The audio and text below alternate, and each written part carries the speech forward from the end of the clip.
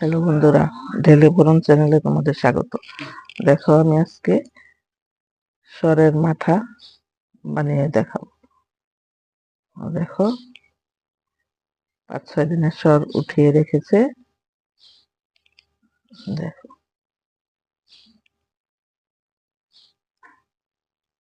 এটা এবার আমি হাঁড়িতে ঢেলে কচলিয়ে দেখাবো।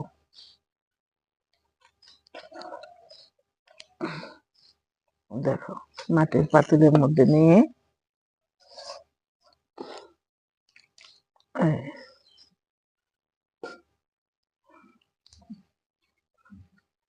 ব্লেন্ডারে দিয়েও কচলানো যায়, কিন্তু ব্লেন্ডারে দিয়ে কচলালে গোল বলো মাথা বলো সেটা খুব একটা বেশি ভালো হয় না, খেতে ভালো লাগে না। আর এইভাবে কচলালে সরের যে একটা চাবড়া আছে সেটা মাথার মধ্যে থেকে যায়, মুড়ি দিয়ে খেতে খুবই টেস্টি হয়। অনেকে এই সরটা শিলের মধ্যে বেটে নেয়, হাতে মেখে নিলে মাখনটা খুব সুন্দরভাবে বেরিয়ে আসে।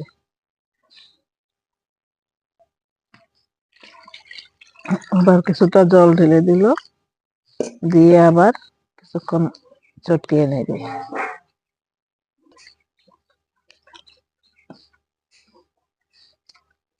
আবারও কিছুটা জল ঢেলে তারপরে আবার চটকাতে হবে।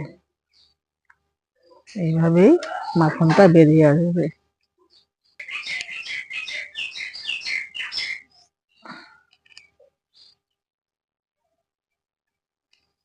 দেখো, অল্প অল্প মাখন উঠছে, কেচে কেচে আবার উঠিয়ে নিচ্ছে। বন্ধুরা, তোমাদের এই সর থেকে মাথা বানানোর প্রচেষ্টা যদি ভালো লাগে, আমার চ্যানেলটা সাবস্ক্রাইব করে আমার পাশে থাকবে, আর পাশে থাকা বেল আইকনে ক্লিক করে দেবে এরকম নিত্য নতুন রেসিপি পাওয়ার জন্য। আর লাইক দিতে কিন্তু ভুলবে না।